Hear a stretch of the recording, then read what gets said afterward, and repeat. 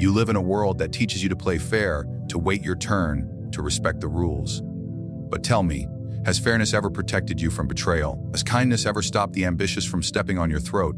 No, it has only left you exposed, weak, and powerless. Tonight, I will teach you what your teachers never dared to reveal.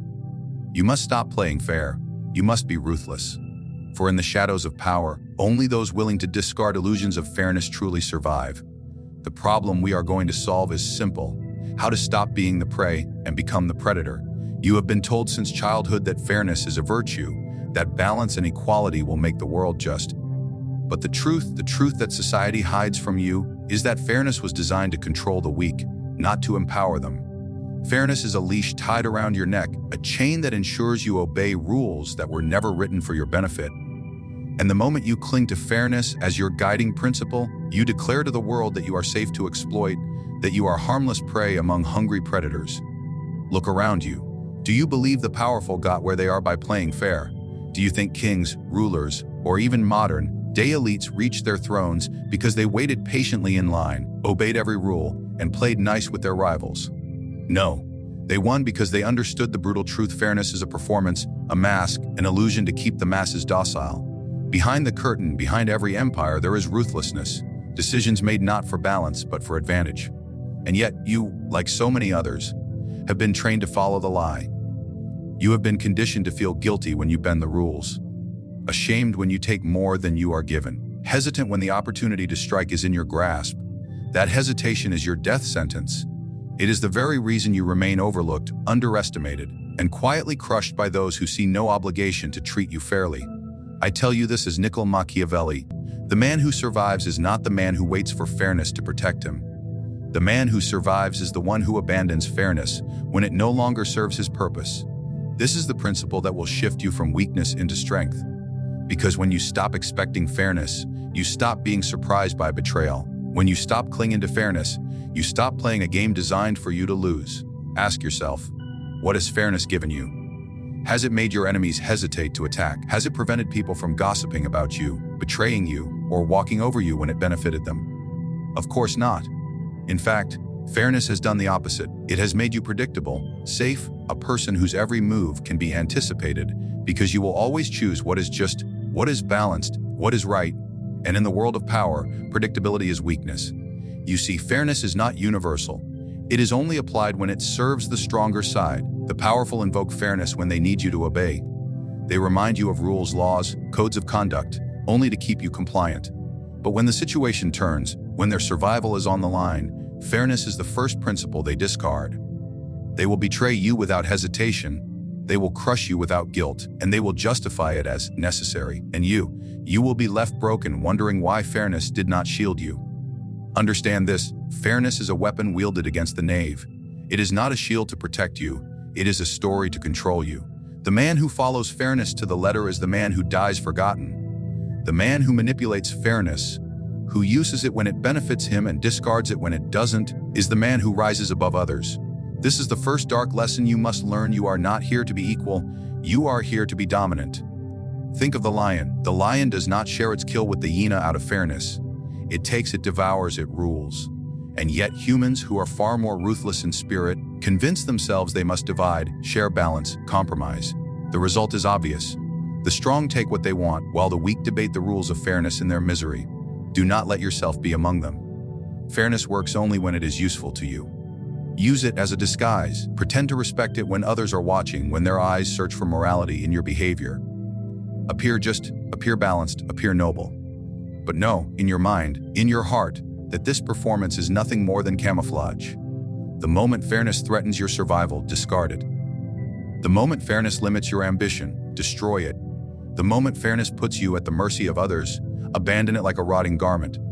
Because the truth is, no one plays fair when the stakes are survival. No one honors fairness when their future, their family, their throne is at risk. And if you do, if you are the only one still clinging to that illusion, you will be the first to fall. You will be the first to be devoured, mocked for your weakness, remembered only as a man who believed in fairness, while the ruthless carved his legacy into the world with steel and fire. You have been taught to fear cruelty, to see it as a stain on your soul, a mark of evil. But what if I told you that cruelty, when used with precision, is not only necessary but noble in the pursuit of power. History remembers rulers who were merciful as weak and easily forgotten, but it remembers the cruel as decisive, as men who shaped the destiny of nations. The world does not bow to kindness, it bends to fear, respect, and the sharp edge of cruelty wielded with purpose. Cruelty is not chaos, it is not mindless brutality or blind rage. That is the mistake of fools and tyrants who fall victim to their own bloodlust. True cruelty is measured, it is calculated. It is delivered only when it strengthens your hand and eliminates obstacles to your rise. It is not about destroying for pleasure, about teaching lessons so permanent that no one dares to challenge you again. It is the scalpel in the surgeon's hand, not the hammer in the brute's grip. Think carefully. What is mercy in a world that thrives on ambition? Mercy invites return strikes. Mercy signals to your enemy that you lack the will to do what must be done, and when they sense hesitation, they gather courage. They sharpen their knives and whisper in the shadows, waiting for the moment to betray you.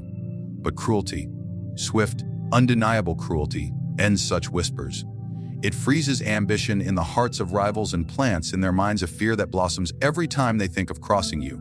The wise ruler knows when cruelty must be displayed. It is not constant, nor should it be. Constant cruelty turns allies into enemies and corrodes your own power. Decisive cruelty, unleashed at the right moment, creates order where chaos once thrived. It shocks the disobedient into silence, strengthens loyalty among those who fear the consequences of betrayal, and it builds a reputation of authority so unshakable that most will never dare to test you. Consider Cesare Borgia, a man who understood this lesson with deadly clarity. When he conquered the Romagna, he found it disobedient, chaotic, filled with treachery. He appointed a cruel lieutenant to impose order, and once order was restored, he had that lieutenant executed in a public display. The people, though horrified, were grateful. They saw Borgia as the bringer of justice, the one who punished cruelty even as he benefited from it. This is cruelty at its finest, not reckless but purposeful, always turned into an advantage. You must understand the difference between cruelty that is strategic and cruelty that is self-indulgent. Strategic cruelty elevates you, ensures survival, it expands your power. Self-indulgent cruelty, driven by ego or uncontrolled anger, burns everything, including you. The powerful man must never lose control of his cruelty. He does not use it to satisfy his emotions but to advance his position. The moment cruelty becomes personal, you cease to be the master of it and become its slave. But for those who master it, cruelty is a weapon sharper than any sword. Think of how respect is won. People respect strength, they respect fear, they respect the ability to enforce consequences.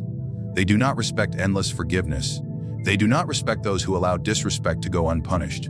Cruelty ensures that consequences are remembered. One act of calculated cruelty can secure obedience for years, while 100 acts of kindness will be forgotten the moment opportunity tempts your rivals. The truth is, cruelty creates clarity. In a world of hidden motives and false smiles, cruelty cuts through illusions. When you strike ruthlessly at betrayal, your message is clear: there will be no second chances. When you punish disobedience in a way that others will never forget, you remind all who watch that you are not bound by softness or sentimentality. Cruelty is the language that all men understand, no matter their culture, no matter their time. It speaks to the primal fear of pain, loss, and consequence. Do not misunderstand me. You should not live as a monster, striking without reason. That is the behavior of a fool who will be overthrown by his own subjects or abandoned by his allies. Instead, be the ruler whose cruelty is remembered not as madness, as necessity. Let people whisper in fear of your wrath, but also let them acknowledge that your cruelty is never wasted. When you act, act decisively. When you punish, punish in a way that needs no repetition. When you destroy, destroy so completely that rebuilding against you becomes unthinkable. There will be times when you are tempted to forgive, to show mercy, to act as the noble man society praises. But ask yourself who benefits from your mercy. Does your enemy suddenly love you for sparing him? No, he despises you more. He will see your mercy as weakness, as hesitation, as an opportunity, and he will return to strike when you are least prepared. Mercy can win you admiration, yes, but cruelty, measured cruelty, wins you survival. This is why cruelty, though hated by the moralists, is loved by the powerful. It is not the opposite of justice. It is the foundation of it. For true order is not created by rules alone, but by the fear of what happens when those rules are broken. And in that fear, you become untouchable. You become the one who does not simply beg for loyalty but enforces it. You become the figure others approach with caution, with reverence, with respect laced with terror. Power is not only about what you do, it is about what others believe you are capable of doing. A man may win a battle through force, but he rules a lifetime through perception. Understand this: actions can be seen, but perception shapes how those actions are remembered, exaggerated, or feared. And in the game of power, it is not enough to strike ruthlessly. You must also command the narrative of who you are and what you represent. Men live more by appearances than by truth. They judge not with logic but with their eyes and their imagination. A ruler who commits one decisive act of ruthlessness may be feared for decades, while another who commits endless mercies is forgotten by tomorrow. It is not reality that rules minds, it is perception. If you can dominate how others see you, then you control them without lifting a finger. They will hesitate to move against you, not because you are always acting, but because they believe you are always ready. This is why cruelty and fairness are not opposites but tools to shape perception. Appear fair when it benefits you. Appear merciful when it disarms suspicion. Behind this mask, be ready to strike ruthlessly. The key is that people must never see where the mask ends and where the truth begins. When they cannot read you, they fear you, and when they fear you, they obey. Consider how enemies think. They do not see your true thoughts, they only see your shadow. If that shadow appears larger, darker, more dangerous than you truly are, then they will not dare to challenge you. But if that shadow appears small, transparent, predictable, then even the weakest enemy will grow bold. Perception is the battlefield where most wars are won before they ever begin. Do you know why rulers in history stage grand public displays of power? Why kings rode through cities with armies at their side? Why emperors built monuments so tall they could be seen for miles? It was not because they needed these shows for themselves. It was because perception multiplies strength. To the people, the ruler seemed untouchable, larger than life, chosen by fate. To rivals, the display was a warning. Even if the ruler was vulnerable behind the curtain, perception made him seem immortal. You too must master this art. Do not waste your energy trying to prove your strength in every battle. Instead, cultivate an aura, an image, a perception that makes others afraid to test you in the first place. Let them believe you are more ruthless than you are. Let them believe you are more merciful when it serves you. Let them believe you are a man who never forgets, never forgives, never sleeps. Whether or not it is true does not matter. What matters is that they believe it. This is why silence can often be more powerful than action. When someone insults you and you do not react, you do not look weak, you look dangerous. Because silence forces their imagination to work against them. They begin to wonder, is he planning? Why does he not respond? What storm is coming? Their fear creates a perception that no action could equal. Sometimes, doing nothing is the loudest demonstration of strength. At the same time, you must be deliberate when you choose to act. One ruthless strike in public view can shape perception for years. It does not need to be repeated constantly. In fact, repetition weakens perception because the extraordinary becomes ordinary. Instead, strike rarely but decisively. Make the moment so unforgettable, so severe, that the story of it spreads beyond your reach. People will retell it, exaggerate it, build legends around it. Perception grows in the telling, and soon your reputation will be larger than your actual actions. Think also about loyalty. Men do not remain loyal out of gratitude. They remain loyal out of fear of consequences and out of belief that you hold their fate in your hand. If you dominate perception, your allies will see betrayal as suicide. They will think twice before conspiring against you, not because of what you have done to them, but because of what they believe you could do. This is the secret weapon of rulers, to make others police themselves out of fear of your unseen power. But here is the danger. You must never allow perception to slip. The moment people see weakness, the moment they sense hesitation, the illusion shatters. And once perception is broken, it is almost impossible to rebuild. A ruler who is once seen as weak will forever be doubted, no matter how ruthlessly he acts later. That is why you must guard your reputation with more vigilance than your fortune. Money can be rebuilt, armies can be reassembled, but perception, once lost, is gone forever. This means you must learn to control not only your actions, but also how they are framed, told, and remembered. Do not let your enemies tell your story for you. Do not allow others to shape the perception of your character. Take control of it yourself. Craft it, guard it, feed it when necessary, and silence it when dangerous. To neglect perception is to hand over your greatest weapon to your enemies. Remember, power lies not in convincing everyone of the truth, but in convincing them of what you want them to believe. If they fear you, they will see ruthlessness in every smile, threat in every silence, dominance in every gesture. If they respect you, they will excuse your cruelty as justice. If they doubt you, they will interpret even your strength as desperation. In this game, perception does not reflect reality, it creates it. Most men live as prisoners of rules they never wrote, obeying morals they never chose, following systems designed to keep them small. They are terrified of being called cruel, heartless, or ruthless, and so they chain themselves to illusions of fairness and virtue. But the man who dares to break those chains, the man who embraces ruthlessness as a gift, discovers a freedom that others cannot even imagine. For ruthlessness is not a curse. It is a power, a dark gift reserved for those willing to do what others cannot. Ruthlessness liberates you from hesitation. It removes the paralysis that comes from constantly asking, is this fair? Is this good? Will they like me for it? Those questions weaken you. They give your enemies time to act. They give rivals the opening to strike. They give traitors the space to betray. Ruthlessness eliminates such hesitation. It gives you the clarity to act, not when it is polite, not when it is fair, but when it is necessary. That clarity is the difference between those who rule and those who are ruled. The world does not belong to those who are kindest. It belongs to those who are boldest, and boldness requires the willingness to be ruthless. You cannot wait for permission to take power, for the world will never grant it to you. You cannot wait for others to agree that you deserve respect, for they will never give it willingly. You must take it, seize it, enforce it. And in that moment, ruthlessness becomes not cruelty, but liberation. Think of what happens when a man refuses to be ruthless. He hesitates when betrayal stares him in the face. He forgives when punishment is required. He yields when he should press forward. Each act of restraint is praised as goodness, but in reality, it is weakness disguised as virtue. And what is the result? He loses everything he thought he was protecting. His kindness does not save him, his morality does not defend him, and his fairness does not shield him. His enemies, ruthless and unashamed, strip him of power while he clings to illusions. But when you embrace ruthlessness as a gift, you are no longer bound by these illusions.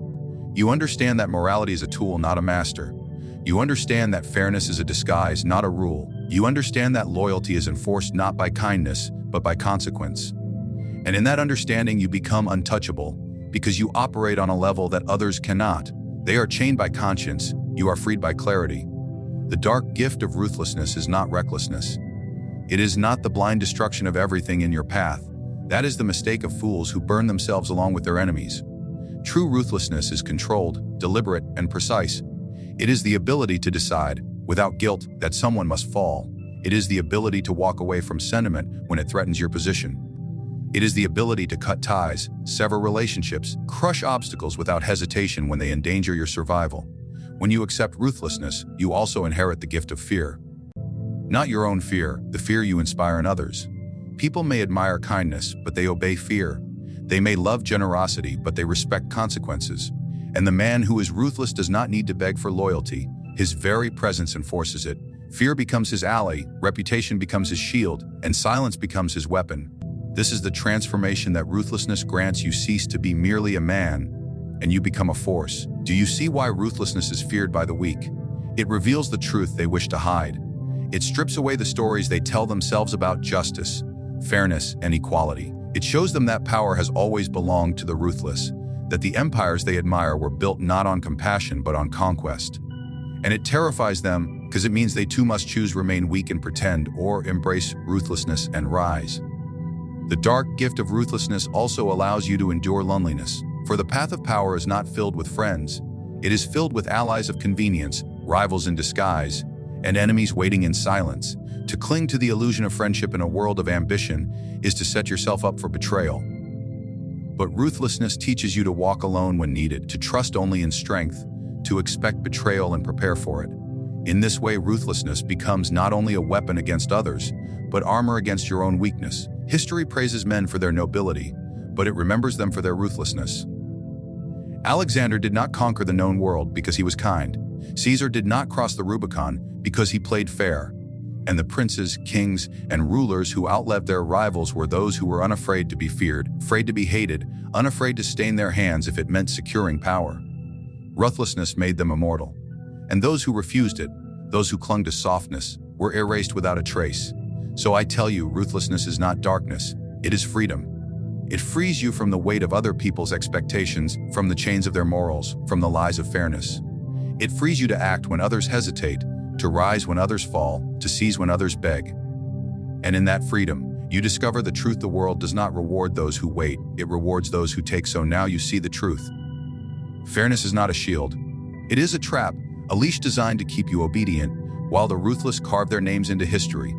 Cruelty, when wielded with calculation, is not shameful but necessary, a tool that preserves order and stamps fear into those who would betray you. Perception, more than action itself, is the battlefield where power is won, because men fear what they believe far more than what they know. And above all, ruthlessness is the dark gift that separates rulers from the ruled, predators from prey, the remembered from the forgotten. You were not born to wait your turn. You were not born to beg for fairness, to hide behind virtue, to cling to illusions that weaken you. You were born to rise, to dominate, to command. And that requires the courage to embrace what others fear, the clarity to strike without guilt, the wisdom to shape perception, discipline act when others hesitate. Understand this. The world belongs to those who refuse to play fair. It always has. And until you accept that truth, until you cast aside the lies that keep you weak, you will remain in the shadows of men who dared to be ruthless.